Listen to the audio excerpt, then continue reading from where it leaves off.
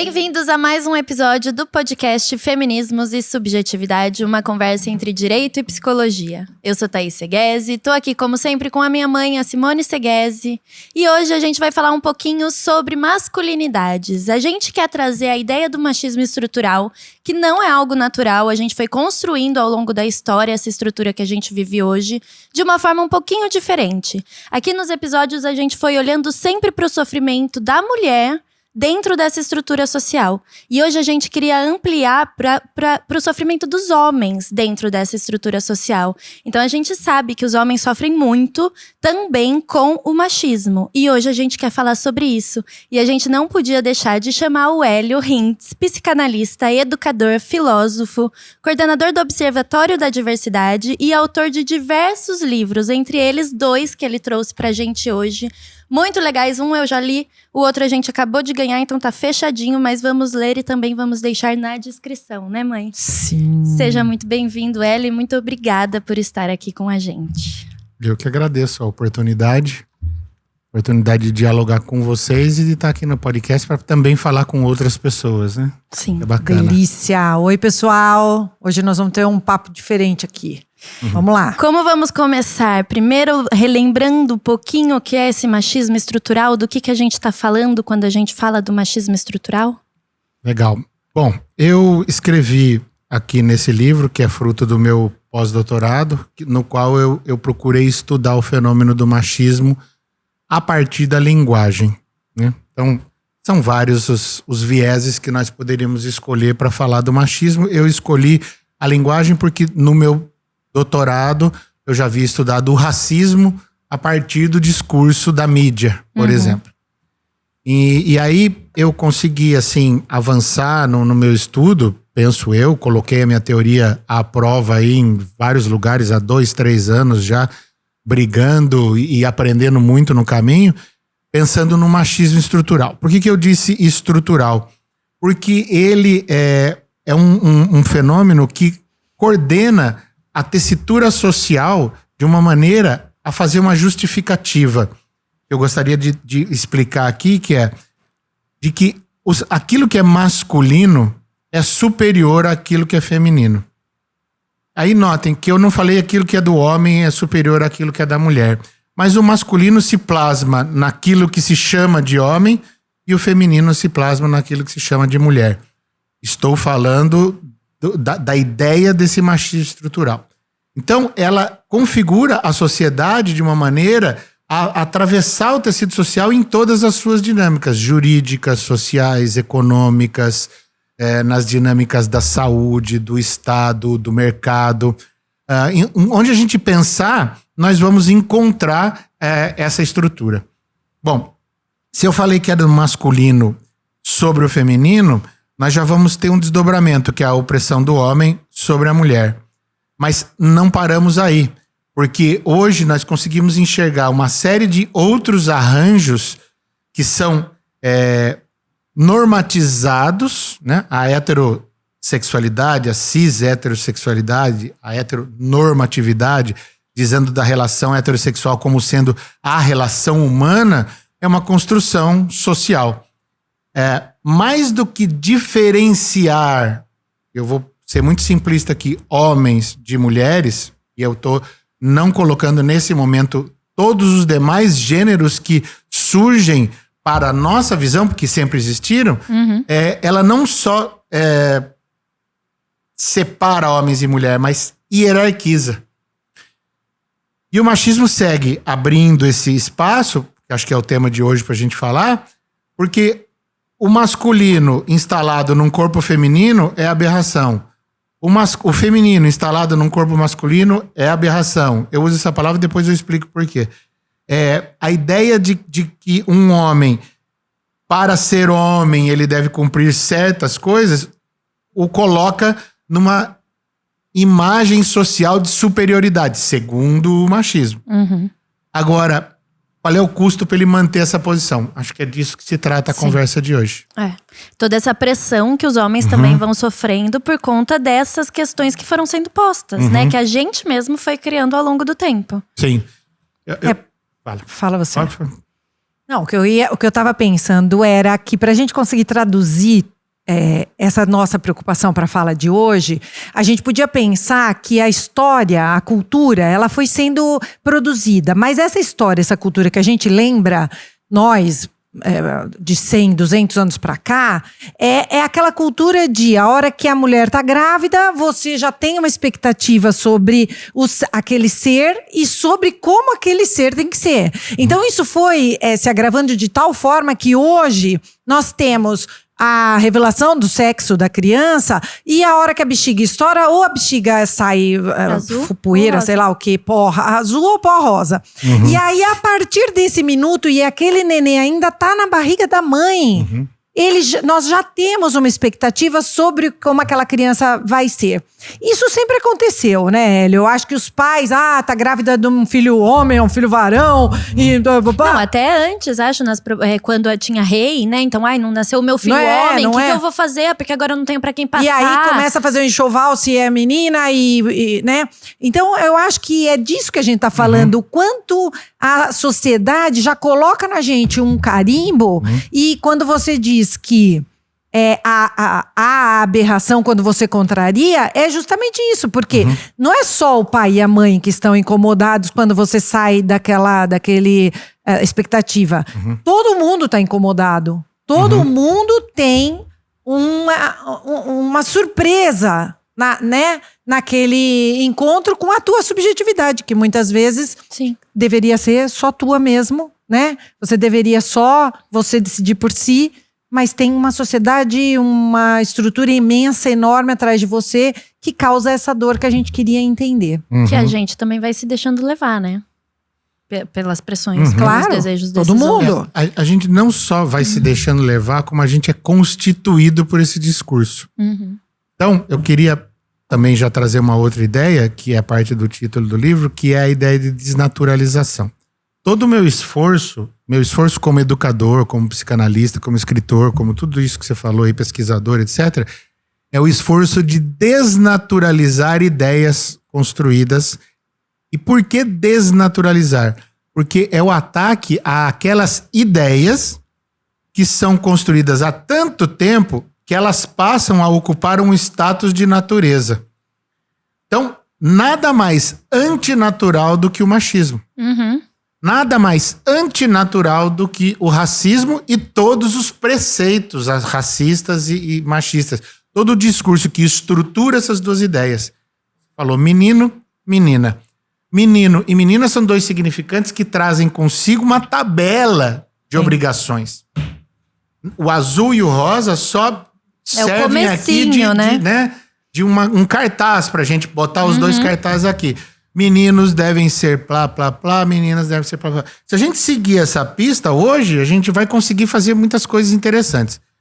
E a ideia de desnaturalizar é a ideia radical, e a palavra radical, que dá medo num monte de gente, deveria ser melhor entendida como ir à raiz do problema. Muita gente confunde radical com extremista. Não estou sendo extremista, estou sendo radical, no sentido de ir à raiz da questão, que é a construção da ideia de machismo e a transformação disso num dado da natureza. Quais são os mantras? Eu pensei já em fazer um livro, sei lá, alguma coisa, uma palestra, que eu falo uma frase e a gente discorre dela. Homem é tudo igual. Mulher é tudo igual. Mulher é sempre assim. Homem é sempre assim. Todas essas frases que colocam, né? Homem não chora. Generalizam muito, né? Aí lá no Evangelho, tá lá em Mateus, eu não lembro os números, mas Jesus chorou. E aí eu pergunto, e aí, José, o que eu faço com isso? Né? Homem não chora. E aí, essa grande quantidade de coisas que vem atrelada a essa ideia de menino, vem plasmado. Então a gente não tá só na onda, a gente é constituído, atravessado. E tem momentos, você falou do suicídio ou do assassinato de homens, mas vamos pegar o suicídio, por exemplo, de homens que percebem uma sexualidade desviante da norma socialmente construída e se matam. Porque o símbolo, o signo, o significante, a ideia é mais forte do que o próprio corpo dele. Então ele sente a aberração dentro de si e vai lá e se mata. Então, acho que a gente podia seguir nessa direção de pensar como é que foi construído isso. E ao pensarmos em construído, eu estou tirando o machismo do campo da genética. Eu estou tirando as noções machistas do campo do transcendental. Porque Deus mandou, porque Deus fez. Tudo isso são construções, respeito todas as religiões, desde que o uso do texto religioso não seja para hierarquizar. Então, se a mulher é o desdobramento de uma costela numa tradição, se a mulher é aquela que abriu a caixa que tinha todos os males na outra tradição, o que a gente percebe é que nas diversas tradições a mulher sempre faz alguma besteira no caminho que traz a tragédia. Ela encarna o cão. Então, construções, né? Então, genética, natureza, é da natureza da mulher cuidar. Eu discordo. Por quê? Porque desde o mais tenro berço a mulher ganha uma bonequinha, ganha um fogãozinho. É treinada, né? Ganha uma vassourinha e o menino ganha uma arminha, ganha um carrinho pra viajar, passear. Um caminhãozinho. Ele ganha uma nave espacial, ele ganha quebra-cabeça, etc. Agora, vamos voltar lá na infância. Quem é que tem coragem de educar o filho para mostrar sentimento? Filho, para mostrar o sentimento, para brincar com uma boneca, para fazer uma comidinha e levar para a mãe e para o pai no quarto. Sim. E brincar com isso livremente. Agora estamos começando. Perdão, eu me empolgo. Se a maternagem, porque a boneca cumpre duas funções também, né? A maternagem, mas a Barbie ela não é maternável. Ela é a dica, olha, você deverá ser assim no futuro. Tem que ter essa cintura. O menino tá brincando de boneco, o pai vai lá e tira. Aí o cara casa, a mulher tem um filho e não sabe segurar a criança no colo. Ele não sabe trocar uma fralda, porque nunca foi educado. Se é educado, aprende. Então não é natural. É que nem pôr o cotovelo na mesa pra comer, né? Tira os cotovelos. Come com a boca fechada. Tudo nós aprendemos. A sexualidade, ela é heteronormativa, ela é ensinada.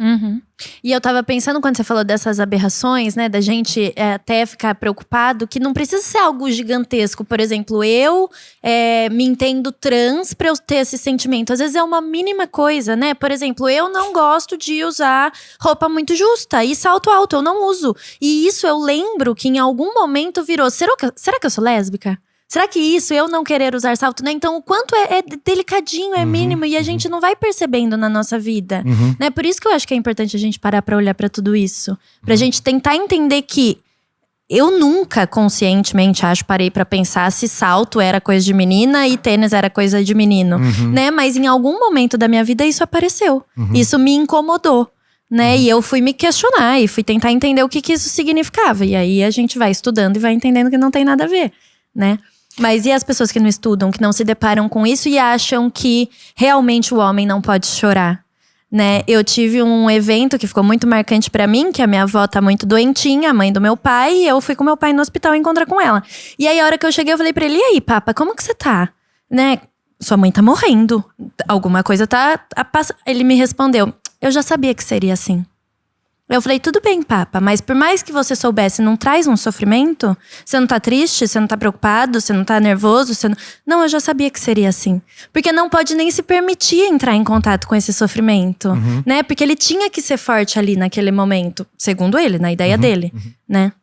É interessante quando a gente começou o podcast, a ideia do podcast nasceu porque a gente, no domingo lá em casa, sentávamos nós três e ficávamos debatendo, eu, ela e o Lucas. E aí, em algum momento, o Lucas estava em São Paulo e desapareceu, e aí ficou um diálogo muito eu e ela, muito eu e ela.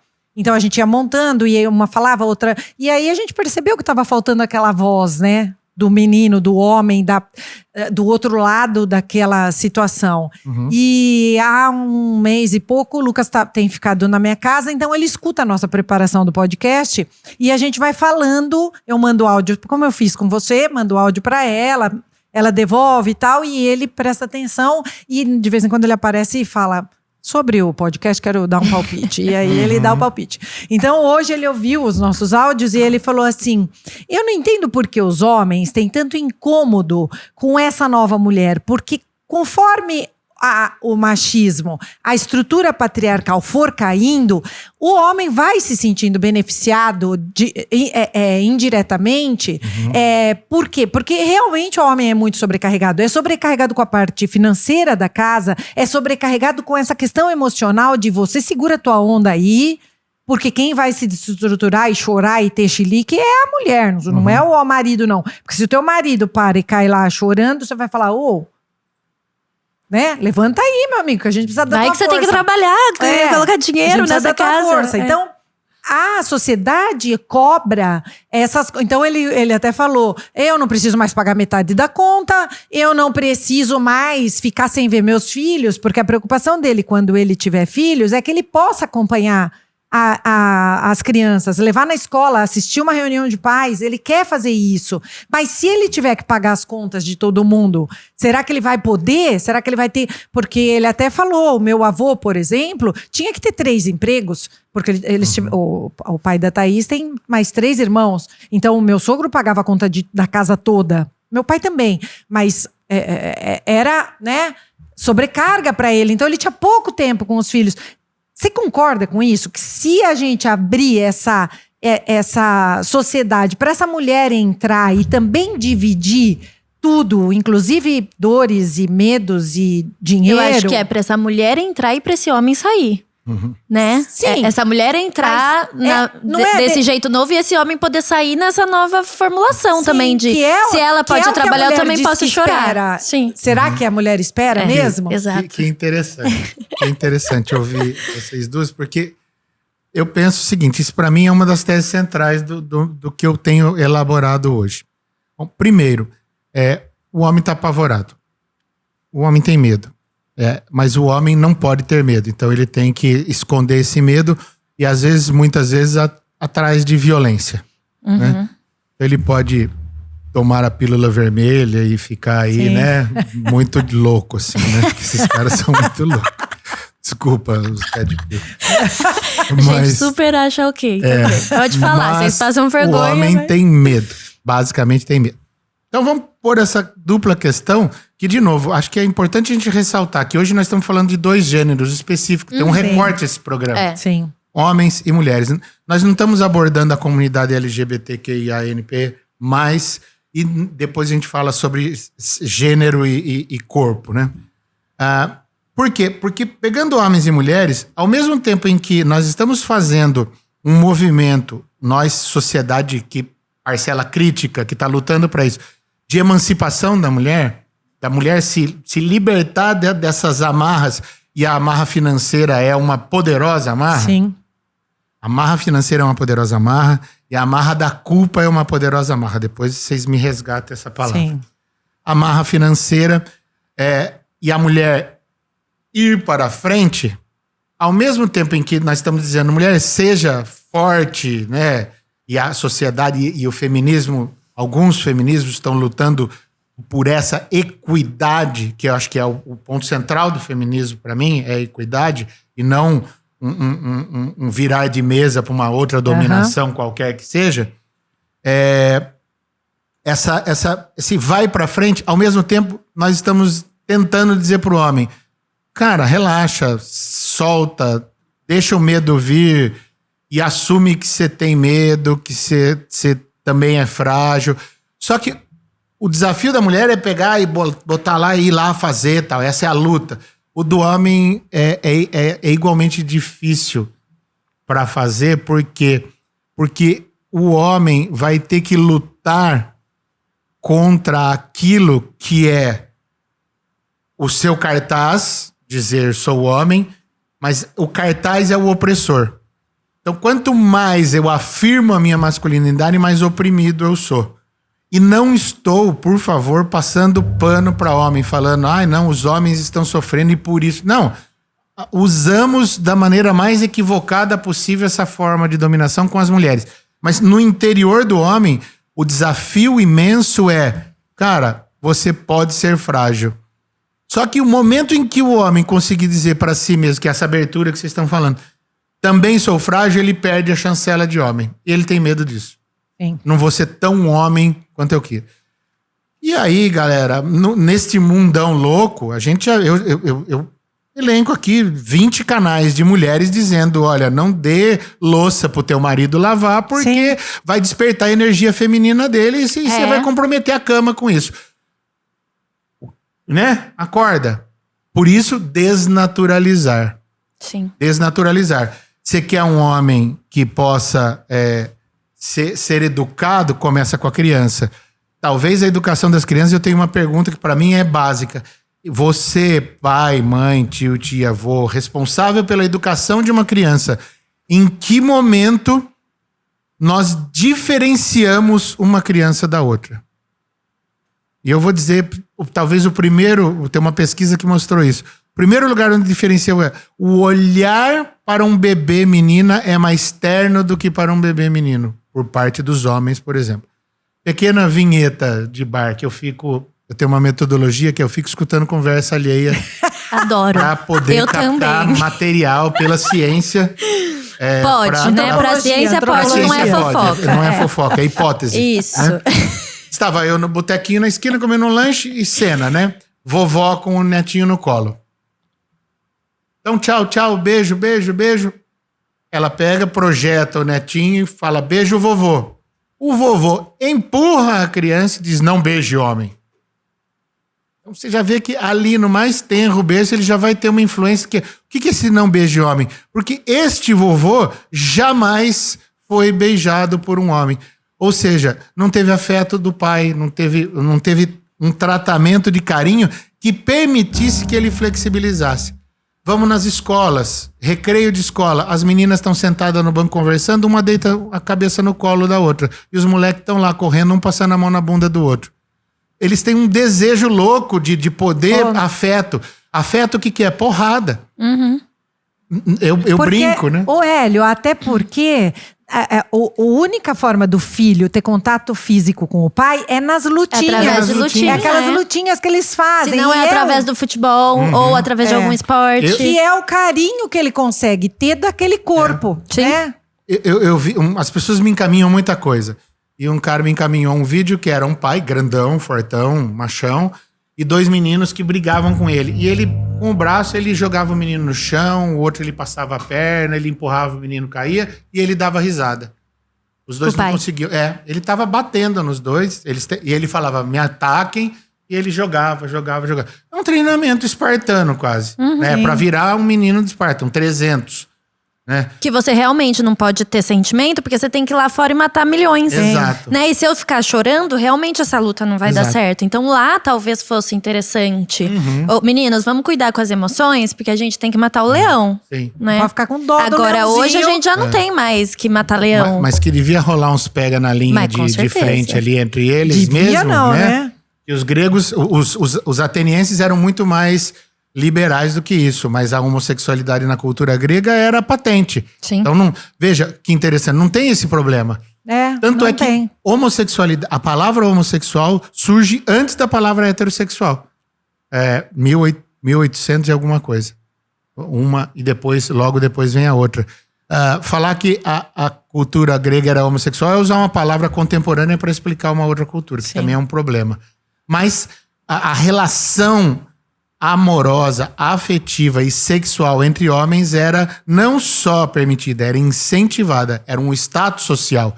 Você, jovem, devia conseguir um filósofo velho, um chefe de estado velho, para te iniciar no mundo. E era ok. Do mesmo jeito, se me permitem tocar nos assuntos mais polêmicos aqui que forem, se a gente voltar a um século e a gente pegar os casamentos das meninas aí com 12, 10 anos, o que eu faço com a pedofilia? Sim. A pedofilia era institucionalizada. Também, né? Sim. Estupro era institucionalizado. Bom, como não haviam essas palavras, havia um caldo cultural. O desenvolvimento dessa cultura vai trazendo novas luzes e a gente olha para trás. Por isso que eu acho difícil, complicado pegar um conceito atual e jogar pedra lá atrás. Temos que ir desnaturalizando. Sim. Temos que usar esse movimento todo. A história ela é fundamental, mas a gente precisa lembrar que a história é contada pelos vitoriosos, né? A história ocidental é contada pelos homens brancos. Agora estamos começando a descolonizar os afetos, outras narrativas, autoras negras, o movimento feminista negro, né? Os decolonialistas, todo esse movimento que vem trazendo luz aonde só havia um tipo de certeza, a narrativa eurocêntrica. Sim. Que era homens brancos, Hétero, cristãos. Sim. É preciso dizer isso. Né? Paulo, Santo Agostinho trazem aí toda uma leitura, principalmente Santo Agostinho, dessa coisa, dessa separação corpo e alma, e que o corpo é a sede do pecado. Né? Então, brincando com o 300 lá, bom, ok, esse cara que tava lá batendo nos filhos e tal, ele, bom, vou botar a cena final do Beleza Americana. Vocês assistiram esse filme?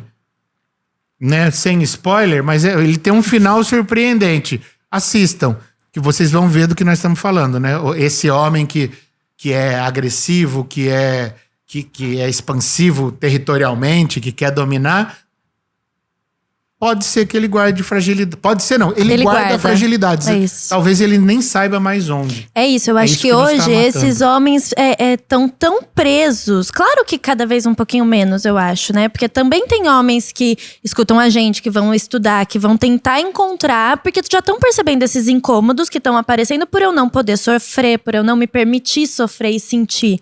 Né? E aí eu acho tão engraçado, porque na minha roda de amigos, por exemplo, eu já tenho amigos que falam, eu sou muito mais emocionado que a minha namorada. Uhum. É como se ela fosse o homem da relação e eu fosse a mulher. E aí até interessante que precisa de novo enfiar numa caixinha. Uhum. Né? Por mais que já esteja desconstruído, não sei se posso chamar assim, mas ainda tá tentando enfiar cada um dentro de uma caixinha. Uhum. Né? E por mais que saia em tom de brincadeira, de eu sou muito mais emotivo do que a minha namorada, tem também um sofrimento, tem também um incômodo de por que eu sou assim, né? Por que eu, homem, sou tão emotivo assim e a minha namorada, a mulher, não é tão emotiva assim? E aí é que eu acho que a gente precisava pensar se, de verdade, a mulher também tá preparada para esse homem. Porque a mulher fala, eu quero que ele vá na escola buscar as crianças, eu quero que ele faça janta pra hora que eu chegar, eu quero… Mas você tá preparada para pagar a conta? Você tá preparada pra… Pra ouvir os seus filhos falarem, papai, quero o seu feijão gostoso e não o da mamãe? O seu feijão é mais gostoso que o da mamãe. Na hora que a criança acorda, a tua amiga na escola fala, eu vi teu marido lá, sabe? Será? Ou o namorado, o marido indo na terapia. O marido chorando, ou ele chorando. Eu estou com medo, não sei como nós vamos pagar as contas no mês que vem. E ela fala, eu tenho emprego, tá tudo bem. Ou vamos sentar junto e tentar, né? Resolver. Será que a gente tá falando mesmo de um homem só sair do lugar? Ou da mulher também se movimentar de uma forma que ela não tá esperando? Porque o cara, eu já ouvi muitas mulheres dizendo, ele eu gostei até dele, achei ele bem bonitinho, bem legalzinho, mas ele é bonzinho demais. Então você quer o cara malzinho? Você quer, é isso que você ainda tá esperando? É isso que vai estimular essa ideia de masculinidade que a gente tem. Do macho que vai ser o bom de cama, provedor, pai dos filhos. Que vai arrotar na mesa, batendo sua cara. Não. E aí já virou violência. Aí já virou violência, aí já passou. Mas se ele não é bonzinho, ele é o quê? Mas se você tá esperando um cara bonzinho que de repente te joga na parede e tá achando que isso é impossível de conciliar… Quer dizer, você nunca vai estar pronta pra receber esse homem que a gente tá falando que a gente quer que ele se transforme. Novo, né? Então vamos pensar, nós vamos pro bar. Conhecer lá num evento aí, como chama? Quando você combina… Happy hour. Não. Pra namorar, pra date. No date. Aí você vai, a Bárbara gostou. Você vai lá no date, o cara, a hora que acaba, ele fala qual é o valor da conta, meio a meio? A conta? E aí? O motel. E aí? Será que a mulher tá preparada para isso? Obrigado. Então eu fico pensando que todo mundo tem que mudar de lugar, né? A gente tá… A Thaís tá atrapalhando as minhas câmeras, viu, Barba? Peço perdão. Né? Então. Aguinha, porque a gente fala muito. Vai me salvar a vida. A gente fala muito. E eu acho que a gente nunca pensa que essa mulher também, de repente, não tá preparada pra esse cara que gosta que faça massagem no corpo dele, que gosta que ponha a mão na bunda dele, por exemplo. A menina sai daquela transa e fala, ele me pediu pra passar a mão na bunda dele, mandou pôr a mão na bunda dele. Será que ele é gay? Percebe? Como você, ao mesmo tempo, quer que o cara seja natural e que goze de todos os prazeres que o corpo dele possibilita, mas ao mesmo tempo você tá ainda... Porque eu acho que tá todo mundo atravessado nisso, a gente também, todas as pessoas. E aí a gente amplia pra todas as pessoas mesmo, e não só homens e mulheres, que é o que a gente tá trazendo aqui, né? Mas todo mundo tá, como eu posso dizer, inundado, contaminado com isso, eu acho que temos coisas interessantes aí, que é assim, de novo, em tudo isso que vocês estão falando, tá a inscrição pela cultura desses traços. Lá em casa ela é o homem e eu sou a mulher. Bom, só para eu poder explicar, na ausência de vocabulário, eu ainda me refiro a homem e mulher como metáfora, né? Por quê? Porque o homem encarna esse elemento. E, inclusive, dando um salto para o final do que você falou, o ser homem encarna também determinadas zonas do corpo, como zonas erógenas masculinas, e zonas do corpo como zonas erógenas não masculinas. Que se um homem, no corpo dele, sente prazer numa zona erógena que é socialmente construída como não masculina, ele é viado. Ele é viado lá fora, né? Na leitura de quem vem pra fora. E na leitura, muitas vezes, dele. O que será que tá acontecendo? Sim, porque eu queria. Estranha. Ou, como eu tenho pessoas em análise que falam, olha, eu queria ocupar na cama lugares que não são tipicamente masculinos e eu tenho problema com a minha mulher com isso. Isso não é coisa de homem.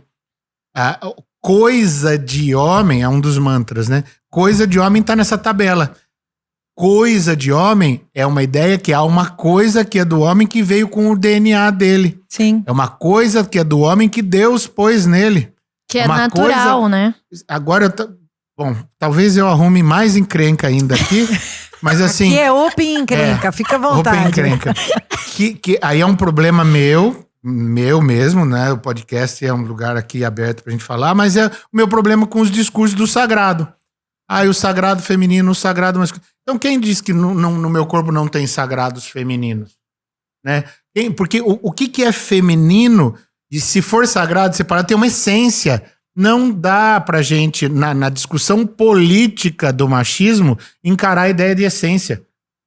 Nós temos que tirar a ideia de essência. Sim. Mulher cuida, homem vai... Não, Hélio. Porque na caverna o homem saiu e falou, bicho, você vai começar com isso. Porque os elefantes, o elefante macho faz... Não tem comparação com bicho, não tem... A cultura vem como uma segunda natureza e os nossos instintos, eles são comportadinhos, eles estão ali. Se isso aqui pegar fogo, o Barba vai tentar salvar os equipamentos dele, ela vai correr pra lá, você vai correr pra cá, eu vou ficar estático, em pânico. Não tem uma reação em cadeia comum pra todo mundo. Nós não somos abelha, né, que reagiria de um jeito, igual, né? Essas abelhas fazem isso, aquelas abelhas fazem aquilo. Então, desnaturalizar a ideia de essência. Homem é isso. Sexualmente falando, a sexualidade humana é irrestrita na minha construção, na minha visão. E o que vale é o combinado. Só que até as pessoas conseguirem chegar nisso, porque nós íamos falar de monogamia, né? Já tá quase começando. Então, foi a introdução do podcast, agora a gente vai começar de monogamia. Ser humano é monogâmico? Ser humano é não monogâmico? É cultura, não tem um gene monogâmico. Isso é cientificamente equivocado. Por que não tem um gene monogâmico? Porque o que se sobrepõe à sexualidade é a cultura, e dentro da cultura é a resposta de cada um dos 8 bilhões de corpos desse planeta. Agora, o que nós temos? Culpa, por exemplo. A culpa se cai sobre quem? Sobre a mulher. A culpa é uma instituição feita para deter a sexualidade da mulher. E o Contar do Caligares falava, a maternidade é uma instituição usada para deter a sexualidade da mulher. Por que tanto deter a sexualidade da mulher? Porque se ela der esse salto, esse homem não sabe o que fazer. Para controlar, né? Maravilhoso. Tenho medo. E agora tem uma outra característica que eu acho positiva. Que esse cara que tá com medo e o cara que tá inseguro e que não sabe o que faz, é o que já se relativizou. Falou, opa, então tem coisa nova aí, mas eu tenho medo. Ok, Só de dizer eu tenho medo já é um negócio bacana. O problema ainda tá no eu tenho medo, toma a pílula vermelha e vou pra cima de você. Eu vou dizer que é Eva Sim. que fez tudo. Ou que as águias são monogâmicas, então a gente é monogâmico. Para! Ou que no versículo tal tá lá que a mulher tem que servir o homem. Para! Vamos pra frente. Só que aí, agora eu vou começar a resposta do que você perguntou. Num tabuleiro como esse, não adianta mexer só nas peças daqueles que são chamados de homem, aquelas que são chamadas de mulher, que vão querer relações com esses homens monogâmicas ou não monogâmicas, também tem que acertar o passo da dança. Quer que o homem fique mais legal, bacana, sensível? Ele precisa abrir a fragilidade dele. Então ele vai chorar, ele vai broxar e ele vai falar, broxei. Não vai ficar... né? Tentando esconder, desesperado. Ou culpá-la. Sim. Porque Sim. o homem adora fazer isso. Por que você broxou? Porque ela era frígida. Pedida. Porque ela era fedida. Tem uma coisa horrorosa que se falava lá em Rio Claro, minha terra, que é uma cultura, assim, bastante provinciana, né? Eu sou rio-clarense, então tenho o direito de falar. Que é bem feio, pode falar? Pode falar. O homem broxa, aí ele culpa a mulher. Ah, o que é? Ela é larga. É. Aí eu não fui porque ela é larga. Ou seja, a culpa é toda da mulher e veja o mecanismo instalado, o drivezinho de culpa instalado na mulher. Ela acaba acreditando nisso. Será que é mesmo? É isso mesmo? Fui eu que usei uma saia muito curta? Fui eu que ri alto demais no bar e ele não gostou de mim? Né? Uhum. Que deixa ele desconfortável, né? Será que Sempre é a mulher que se culpa. Aí, esse desconfortável. Pega as propagandas antigas, aquelas bem desenhadas ainda, e fala assim, aparecia a mulher levando o chinelo do cara. O seu marido chegou em casa, deu chinelo pra ele, deu jornal. Se ele parecer nervoso, não toque em assuntos do trabalho. Não seja converse gentil, nesse momento. faça uma massagem no pé. Uma doutrinação que tá aí agora aparecendo de forma gritante, mas que eram dados da natureza. Uhum. E Não. que vão mantendo a mulher e o homem, cada um nesse lugar que a gente conhece até hoje. Né? Então não é que mantém só a mulher e... Não, mantém a mulher e mantém o homem também nessa posição de forte e cheio de sofrimento, porque não consegue olhar para as questões humanas, né? Só um pequeno parênteses, perdão. Esse ponto, o homem parecer forte, esse é o presídio do homem. Porque ao parecer forte, ele vira essa fortaleza por dentro, por fora. Por dentro ele está se destruindo, ele tá lá. Ele olha pro cara no vestiário do futebol, ele tem desejo pelo colega, mas ele se mata. Ou sai, vai no barzinho e bate no viadinho que ele viu lá, Sim. porque deu a mão pro outro. Por quê? Porque tá fazendo aquilo que no demônio interno dele ele não consegue pôr pra fora. Tive uma conversa desagradável dessa num último episódio de um evento social na minha casa, em que um cara tava no churrasco e ele falou, eu não gosto de tal cantor porque ele é viado. Aí eu virei pra ele e falei assim, mas o fato dele ser viado, né? Te pega onde? Mata ele a te música amarrou, dele, né? te estuprou, né? Que Aí eu falei aconteceu? assim, e outra coisa, por que te incomoda? Aí ele já travou, fechou a ostra. Ele falou, não, porque ele só serviria pra eu ir lá e comer ele. Né? Aí eu virei e falei assim, bom, se você comer um viado, isso te faz outro viado. É isso? Porque de repente é isso que tá tentando. Daí eu comecei, porque de repente é isso que tá tentando dizer Senta aqui dentro de no meu você. divã. E aí eu falo, eu brinco, né? E é super legal se você vence. Aí o cara já saiu andando, Já não porque quis a conversa mais falar. desandou. Mas quanto maior meninos violentos, quanto maior a violência posta na questão sexual do outro, mais problema na sua questão sexual tem. Assim como muita mulher conservadora, muita mulher de discurso rígido que vai falar aquela usa decote, aquela usa isso. A mulher de moça da esquerda que não academia. depila o sovaco. A sexualidade do outro te incomoda, a tua sexualidade incomoda a de todo mundo. E a gente poderia ampliar pra tudo, né? Se incomodou com sei lá o que do amiguinho, dá uma olhadinha pra você, né? Não só na sexualidade. Bom, e aí que eu anotei aqui pra gente falar também dessa questão da gente voltar pra... Eu tenho essa coisa meio freudiana de achar que toda doença nasce do drama sexual, da trava sexual, enfim. E aí a gente volta naquela discussão que a gente estava tendo sobre as mulheres sugar mommy, né?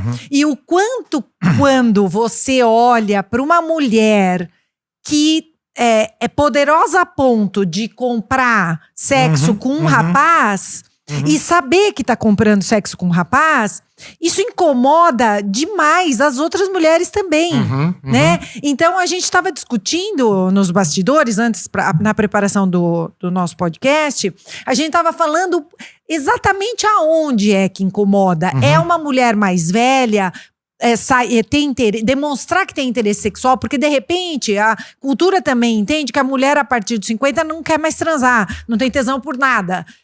Por quê? Que é mentira. Por que é tão flagrante? Porque as esposas falam pros maridos que não querem mais transar com eles. Transar com os maridos. Imagina encarar os maridos. Imagina encarar. Isso é verdade. Isso é verdade. A mulher, quando ela fala eu não tenho mais tesão, não é que ela não tem tesão por ninguém, ela tem tesão por você, marido. Falta o objeto direto, né? Pois é. E aí você olhar pra uma mulher de 50 a mais que fala, eu vou ter um sugar, eu vou pagar Não, e eu acho que agora surgiu esses nomes, né? Sugar mommy, sugar daddy. Mas os homens sempre fizeram isso. Sempre compraram sexo. E tava tudo bem, sempre foi tudo bem. Sempre homens velhos também comprando sexo de meninas jovens. O que são os grandes puteiros? É velho que tá lá dentro com menininha. Sim, só que esse velho que sai com a mocinha, ele também é ridicularizado. Todo mundo falou lá… Eu não sei se tanto quanto a mulher. Não tanto quanto a mulher. A mulher não que é a dona da lancha, lembra do velho da lancha? Ai, que legal, o velho da lancha. E a mulher? Então, agora a minha pergunta pro Hélio é: por quê? É porque ela é velha? Ou é porque ela tem grana? E a mulher que tem grana e se banca também incomoda? Ou porque é que ela quer fazer o que ela quer e liga Ou essa independência de que a sociedade pensa de mim? Fala você, o que você acha que tanto incomoda? Foda-se, não podia. Tentei, né? Veja só. São muitas explicações que poderiam ser dadas. Se fizer essa pergunta no final aqui para qualquer pessoa, sempre vai ter uma resposta. Eu vou dar uma visão minha. Lembra no começo que eu falei masculino e feminino? Descrições do que é o masculino, descrições do que é o feminino, que se plasmam em homens e mulheres. Ok. E que o machismo não é só uma forma de separação, mas de hierarquização. Ok? Então, dentro dos dados da hierarquização, vamos pegar critérios de hierarquização. Um critério de hierarquização muito sutil, tá bom? Altura. Sim. Que a gente nem pensa. Não pensa. É um detalhezinho. Peguei um justamente que é mais disso. legal, acho. Foi feita uma pesquisa na França pelo Pierre Bourdieu para o livro Dominação Masculina. E ele fala assim, foi feita uma pesquisa com mulheres francesas perguntando se elas preferiam homem mais alto ou mais baixo. E elas responderam o seguinte: nós preferimos homens mais altos. E por quê? Porque um homem mais baixo me desvaloriza. Por quê? Porque eu sou superior ao homem mais baixo. E eu ser superior ao meu homem me desvaloriza. Vai vendo. Sim. Captaram? Pegou?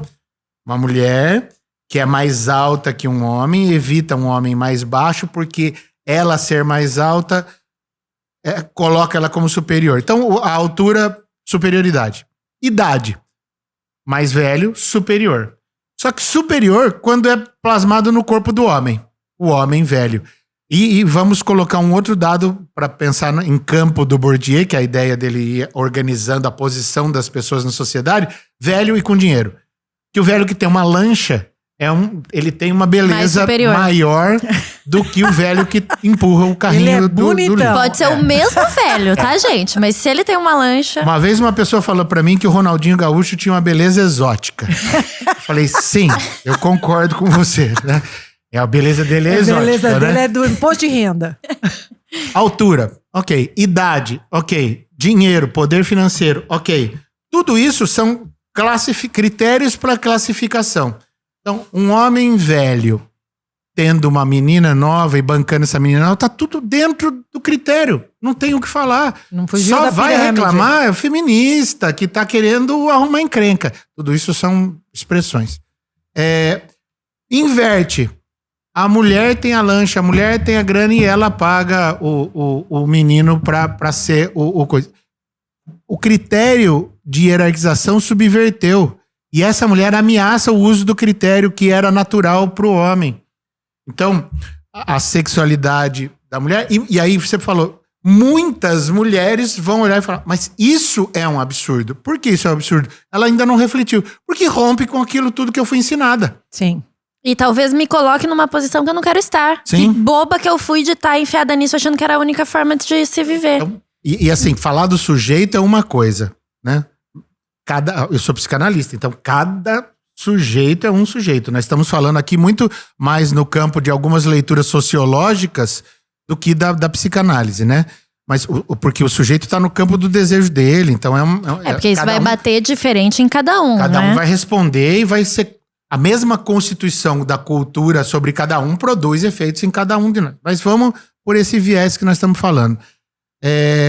A resposta, né, de uma cultura, ela dá... A cultura é tão arraigada na gente que ela dá, inclusive, a possibilidade da gente pensar. No meu trabalho, eu escuto direto as pessoas falando assim, cara, não tinha pensado nisso. Posso dar um exemplo sobre um programa que chamava A Praça é Nossa. Vocês lembram disso? Sim. Essa aberração. Hoje aberração. Eu não lembro direito pra você lembrar não que era uma sabe. aberração, mas eu lembro do nome. Depois você pega no YouTube um absolutamente... episódio da Praça é Nossa. Como era a constituição da Praça é Nossa? Uma praça, um banquinho, e tinha uma pessoa que ficava sentada nesse banco e pessoas iam passando. Ok? Quem eram as pessoas que iam passando? A mulher gostosa e burra. A mulher gorda e engraçada, a mulher velha e surda, o negro homossexual e travesti, o indígena, o negro desdentado, todos esses eram os personagens. Aí eu pergunto, quem estava sentado no banco? Um homem branco. Um homem branco pretensamente heterossexual, porque esse é um dado que eu nunca tenho à mão, né? Mas cis, normativo. Esse cara recebia... E ele ouvia as pessoas e a câmera sempre terminava na cara dele fazendo assim. Tipo, aguente você esse rojão, né? Essa bestialidade, essa normalidade. Eu falei isso, uma mulher falou assim, caramba, cara, eu nunca tinha ligado a figura de um homem branco no centro. E tudo que era aberração transitando em torno dele como comédia. É o cara, o anão, não o cara com nanismo, que nós estamos trabalhando uma ressignificação e o respeito... A essa questão. Então, assim, aquilo que é absolutamente construído, que eu vejo desde o mais tenro berço, eu indo jogar bola, minha irmã indo lavar louça, eu subindo na árvore de cueca, minha irmã tendo que sentar de perna fechada porque não pode aparecer o vestido. Na faculdade, uma mãe uma vez falou para uma menina, que ela veio contar para mim na aula, ela falou... A minha mãe diz, não vá paquerar os meninos, deixa eles virem te paquerar. O que é isso? Assuma, e aí vem uma característica marcada do discurso masculino e do discurso feminino, que é masculino, homem ativo, feminino, mulher passiva. Masculino, homem ativo, eu vou seguir com as descrições do que eu estou tentando teorizar. Masculino, homem ativo para fora. A economia é masculina, a rua é masculina. Feminino, mulher passiva para dentro. Pênis e vagina. No trânsito, eu briguei. Se eu fiz você engolir suas palavras, eu botei dentro de você. Eu não engulo isso. Não vem para dentro de mim. Então tem uma metáfora sexual aí que eu acho que de poder. Rica de poder. Então, se fosse para resumir essa questão que você colocou... A mulher de lancha que paga o menino é poder. E este poder desestrutura todo o jogo. E aí as pessoas falam, isso está errado. Mecanismos, tirar sarro. O ridicularizar. Sarro, a ironia. É o último recurso de quem não tem mais o que dizer. E aí choca. Mas não precisa ter uma lancha e fazer isso, né? Basta... arrumar um emprego e dizer eu não quero mais casar com ninguém, ou agora a nova onda de divórcio 50 a mais. Sim. Que são pedidos por, adivinha, mulheres. Sim, porque começou a se colocar em outro lugar e perceber que aquilo não faz mais sentido. Na nossa cultura, uma família, papai, mamãe, 2 filhinhos, separou, papai volta pro clube, papai bota sunga, papai bota o tênis e vai jogar tênis, e a mamãe fica com os 2 filhos. Eu acho que isso tá mudando muito, mas todo o trabalho segue colado no corpo da mulher. Então esse homem precisa reformar isso. Só que essa mulher também vai ter que falar, então agora você pode ficar com os filhos sim. Você precisa ficar com os filhos sim. Só que pra isso a mulher tem que sair um pouco dessa posição de passiva pra ir pra ativa, né? E o homem também vai ter que ter essa dupla posição, né? E o quanto essas estruturas do homem estar voltado pra essa questão de ser forte e ativo e etc. também não influencia nas violências, Sim. né? Porque ele se sente no direito até de controlar essa mulher, mesmo que tenha que ser literalmente controlar às vezes, amarrar trancar em casa. Sim. Né? Então, para conseguir se sentir talvez superior ou se sentir ainda detentor desse poder, que talvez já esteja mudando. Então, talvez, nisso que você falou, venha uma nova definição de machismo. Machismo é o exercício de poder patriarcal, plasmado preferencialmente nos homens, num primeiro momento, que disfarça esse exercício de poder por natureza. Falei num primeiro momento, por quê? Porque o exercício de poder patriarcal também é exercido sobre o homem, exigindo que ele seja fortaleza. Se ele sai dessa posição, o poder patriarcal plasmado nos homens que seguem achando que eles são homens com H maiúsculo vai punir esse homem. Sim. De besteiras, assim, a gente tá falando de coisa séria, mas às vezes besteira. Uma vez eu tava em Rio Claro lá com a galera e eu tinha tido uma crise de estômago e eu precisei parar de tomar cerveja e parar de comer carne. Fui ao churrasco. E fui a um churrasco. Já sofreu lá. Quer uma cerveja? Não, obrigado. Trouxe uma melancia e eu vou bater no liquidificador pra fazer um suco. Você também pegou Chazinho. Quero pôr uma hortelã. Aceita um suco de melancia? Quer carne? Não, obrigado. Eu trouxe batatas e batata doce e cenoura pra pôr ali e fazer um legumezinho. Hélio, você virou viado? Por que você tá me perguntando? Porque você parou de tomar cerveja e parou de comer carne. Marcadores. E não é uma brincadeira, são marcadores mesmo. Sim. E a segunda pergunta de um outro amigo meu foi assim: se você parou de comer carne, se você parou de tomar cerveja, o que você veio fazer no churrasco? Aí eu virei pra ele e falei assim: a minha ideia era vir ver meus amigos, mas acho que esse tópico é secundário. Aqui é pra demonstrar que eu sou que eu como carne, troglodita, né? Que eu sigo sendo um homem da caverna. Então, isso me custou um monte de amizade. Isso é um fato, viu, meninos? Vocês que sabem dessa história, ó, lavando Você aqui. Começa a Roupa ter suja. uma posição que desconforta o rebanho, você vai ser punido. Então, assim, se você quer seguir para uma emancipação, perdão, rebanho. Não dá pra seguir o rebanho. Aceite que você vai perder muita gente nessa caminhada. Só que as pessoas que você vai perder nessa caminhada talvez não sejam tão importantes. Talvez você nem queira manter na sua caminhada. Foi bom a gente falar e nós temos pouquíssimos minutos aqui pra concluir, mas acho que é importante se falar isso de novo. Hélio, quando a gente tá num círculo de amizade retrógrado, a gente saiu e foi pra uma festa e lá começa aquele papo. Aquela mulher é sugar mommy, aquela mulher é biscate, já deu pra todo mundo. Como que a gente se posiciona? Porque vai ter um desconforto. Sim. E é uma coisa que meus amigos têm trazido muito, de eu não sei o que fazer. Porque a gente já conversou muito sobre, e aí, fulano contou uma piadinha machista. O que eu faço? Não ria. Falei, primeiro, não dá risada. Você não precisa falar pra ele, você está sendo machista. Olha aqui, número 1 do machismo. Não precisa, só não rir. Só falar pra ele, não sei se eu entendi. Aí ele vai ter que te explicar uma piada ridícula, aí ele mesmo vai entender que ele não deve fazer aquela piada.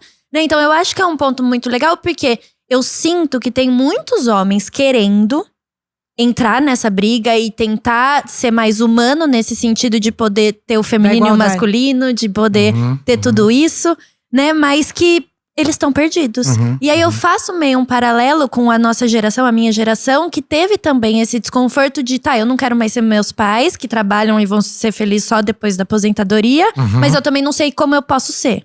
Quem eu posso ser. Então eu não sei, eu não sou homem pra falar, quero que vocês aí nos ajudem nos comentários, mas eu acho que tem um pouco desse desconforto de eu quero, mas não sei como. Você como um homem, que tá envolto de homens e vai nos futebols e churrascos e etc. Como que é? O que você acha? Eu preciso só te contar uma coisa. Eu não vou a futebols e não vou a churrascos mais, porque não dá. Não mais. Não dá. Em festinha que tem galerinha, eu fico mais em grupo de mulher do que de homem. Porque se eu chego. Uma vez eu vi uma conversa de homem que fugia um pouquinho disso, que era assim, era mais louco ainda, que o cara abriu a porta do armário da cozinha e ele começou a descer caixas e caixas de remédio e eles começaram a discutir quais remédios eles tomavam. Homens bem casados, né? Com empresas, com filhos, com isso. Tudo vivendo à base de remédio. O cara virou pra mim e falou assim, eu era novo no grupo, e você, Hélio, quais remédios você toma? Eu disse, eu não tomo nenhum remédio de uso contínuo, não tomo nada. Foi freak, assim, né? Da pessoa olhar e falar assim, como o que não? você tá falando? Onde está o seu disco voador? Então, assim, piada, não ria. Você não precisa fazer mais nada. Porque o cara vai dar risada e a risada dele vai cair de 100 para 25 se você não rir.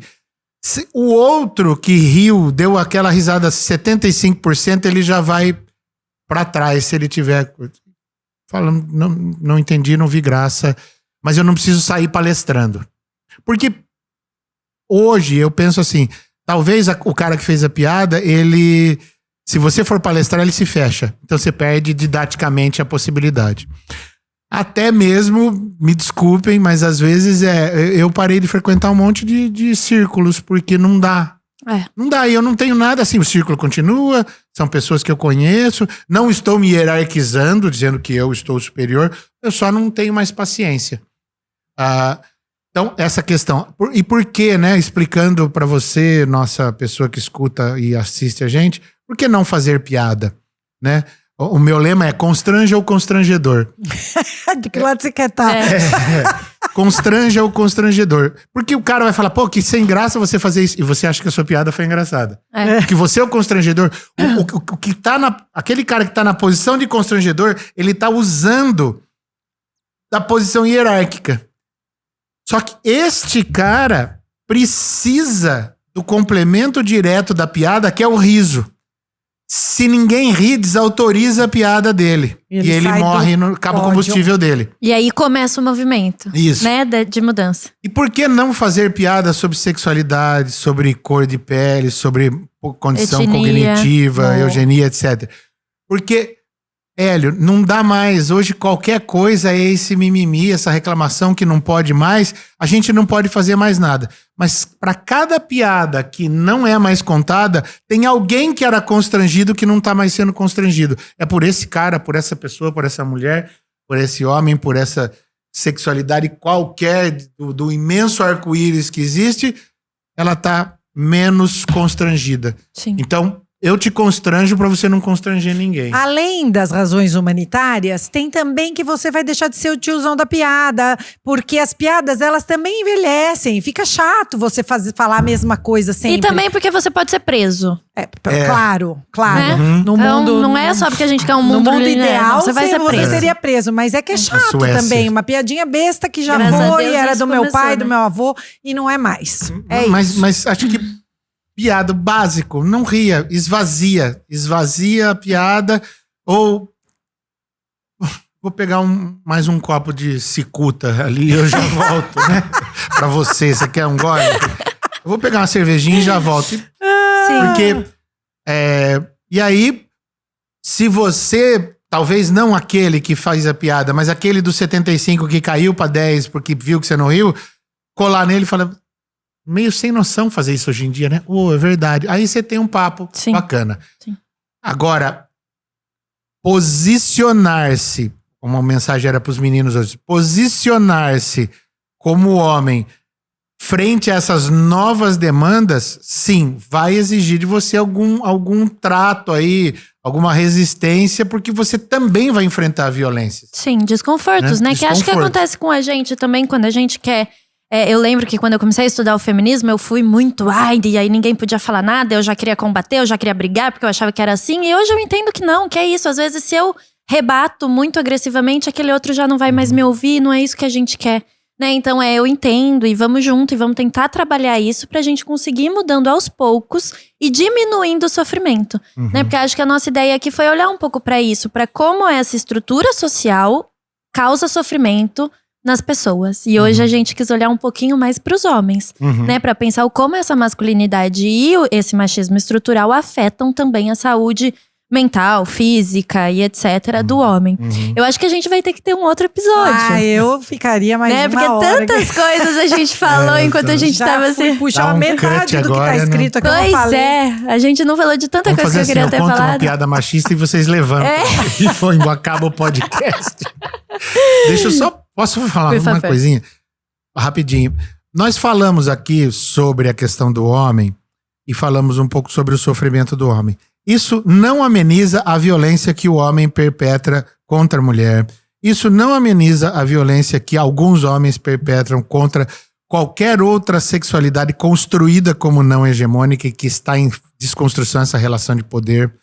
Isso não ameniza a violência que dentro dos próprios mundos gays há entre os ativos e os passivos, que também há violência. Então, assim, pensar que dizer que o homem sofre não autoriza qualquer minimização da violência que ele causa. Ele é um causador, né, de violência que sofre. Sim. Mas sofrer não ameniza ele causar violência. Se ele for violento, ele tem que ser punido, mas se ele for violento e for punido, ele tem que ser reeducado. A própria Maria da Penha vai exigir isso dos grupos de ressocialização. Não concordo. Acho que dá para abrir para quase ninguém, a não ser que a pessoa seja psicopata, que esteja marcado isso mesmo, que deva ser retirada da sociedade, né, para estudo até. Mas assim, qualquer pessoa pode aprender. Sim. Não adianta ter um discurso que diz: o homem não vai aprender nunca, eles nunca vão. Esse discurso eu não gosto. Então vamos parar de lutar. Então vamos parar. Né? Porque a gente tá aqui e tá vendo que as coisas estão mudando. Exato. Então é isso, a gente ensina pra ir melhorando de pouquinho em pouquinho. Então se você quer melhorar, é só estudar, se dedicar, tentar, buscar por ajuda, procurar gente que quer debater, que quer conversar, né? Que eu acho que é mais ou menos o que a gente quis fazer aqui nesse podcast. É ampliar esse debate para que todos vocês possam estar com a gente aqui pensando e trazendo a opinião de vocês também. Então, homens, mulheres, pessoas, todo mundo, deixa aí no comentário o que vocês acharam. Conta pra gente se vocês querem um outro episódio com o Hélio. Eu já quero, então vou deixar pra vocês. Eu também quero. Né? Porque a gente já tem muita coisa aqui pra falar. O Hélio já é sócio aqui do podcast. Mas queria agradecer imensamente a sua presença. Muito obrigado. Pra mim foi muito maravilhoso. Acho que pra todo mundo vai ser também. Queria agradecer a todos vocês que ficaram aqui com a gente até o final. Todos os episódios vão estar nas plataformas digitais. E qualquer coisa a gente está por aqui. Um grande beijo e até o próximo episódio.